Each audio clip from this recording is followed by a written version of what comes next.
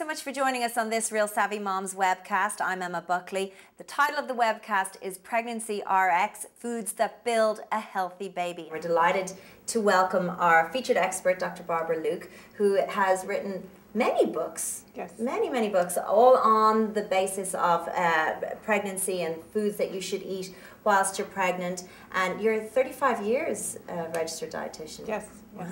Impressive. So you're the right person to talk to. Yeah. All right. Now, I'd like to ask you a little bit about your first book, Program Your Baby's Health. You talk about metabolic programming. Can you explain that concept to us? During pregnancy, if anything is deficient, if anything is inadequate during a critical period of development, it may have a long-lasting adverse effect on the development of the baby. So we need to make sure that we have, for pre-pregnancy and during pregnancy, we need to make sure that we have the full host of nutrients that we need to build that healthy baby. Yes, your diet is critically important, not just the composition of the diet, but what is in your bloodstream every day, your level of glucose. Many women go hours without eating. They have hectic lives, might eat in the morning and then eat late at night. And when you're pregnant, this is not a good habit to be in, because your baby is really dependent upon your body for particularly glucose. And the developing brain is very sensitive to dropping levels of glucose. It can have a long-term effect on IQ. Most obstetricians don't know much about nutrition, and even if they do, they often don't have much time to sit down and talk to pregnant women in depth about what they're eating. Which is a great pity by the sounds of things. Mm-hmm. So how do we find out about it? I mean, what do we do? Well, one of the best places to go is on eatright.org, which is the American Dietetic Association's website. Yeah. You can find a local dietitian. Insurance often covers it, but if they don't, it's not very expensive. You can also go to the bookstore and look at books that are written by registered dietitians or credible medical resources. The nutrients you need for pregnancy are very different, and you're building more than that baby. You're building the supporting tissues.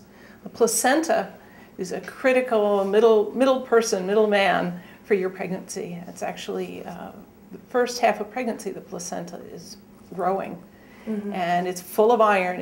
When you deliver, if you look, it's very, very red. Yeah. So if you're iron deficient, that placenta will be much smaller and will not be as bright red. And really, it's the iron in your blood that gives oxygen to the placenta and the baby. And most women start off pregnancy iron deficient. So one of the first things women realize before they even know they're pregnant is they start craving red meat, more protein, foods like that, in response, listening to their bodies, what they need to eat. The body tells us. Mm-hmm, exactly. It's fascinating. And women need to tune into those messages.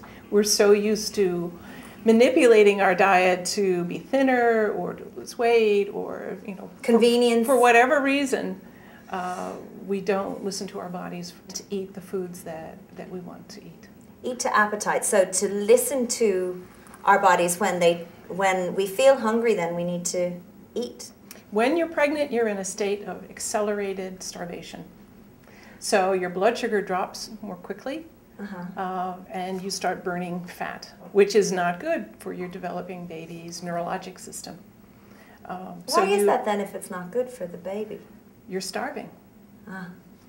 And nature's going to invest in you before the baby, because you're better to survive than that baby. So you need to eat more regularly because you're in a state of accelerated starvation. Better to eat lots of small meals and always to eat protein and carbohydrate together. As women, we tend to live on carbohydrates, on cookies, crackers, anything. Right. But that alone, you're going to have wide swings in blood sugar. The other problem with having not a stable blood sugar level is that you're more prone to preterm labor. Oh, really? A high level of blood sugar, you're more prone to infections. So you really want to eat like a diabetic when you're pregnant. Actually, eating like a diabetic is healthy for everybody. In general? Yep. We would think better, we would heal better, we'd have better immunity, and when you're pregnant, your baby will grow better. Eating preventively to keep your blood sugar as stable as possible all day long and all night long your baby's going to grow wonderfully. You're going to have fewer contractions. You're not going to wake up hungry in the middle of the night with contractions. You're going to have a better grown baby, a longer pregnancy, and a healthier pregnancy. So an example of a diabetic diet then? Would be protein and carbohydrate together every couple of hours. Okay. No huge meals, no one meal first thing in the morning and one meal late at night. You would be eating small meals throughout the day. One of the ways to do that is, say you have a sandwich at lunch, make a second sandwich. Cut it in half and have half in the morning, mid-morning snack and half in the afternoon with a piece of fruit or a little bit of soup. But keep it with you. If you're going to be out and about, take the food you need with you so that you have what you need when you're hungry. And let's talk about the different types of carbohydrate that we should be eating. It's that whole grain. There's a couple of things that affect how foods are absorbed. You want a food that's absorbed slowly. For instance, if you had a jelly donut, first thing in the morning, right? Those donuts look pretty good. You know, they taste good going down. What happens is your blood sugar spikes, and then it drops even lower than before you started to eat. What goes up and you're hungry again. Yeah. Now, when you're pregnant, that sort of thing happens. Your baby's growth will slow down. Wow. And your blood sugar drops. You can even go into preterm labor, have contractions. If you're going to eat bread with more fiber in it. Nuts and raisins and seeds, yeah. Right, it's got more fiber. It's not refined white bread. It's got very little fiber, and it's going to really I always like to spike. Think about it mechanically. If it takes longer in my mouth to break down, Exactly. it's going to take longer in my Exactly. tummy to break down. One of the best breakfasts to have, and it's one of my favorite, is slow cooking Irish oats with We know how to eat in Ireland. with dried cherries Yeah. and walnuts.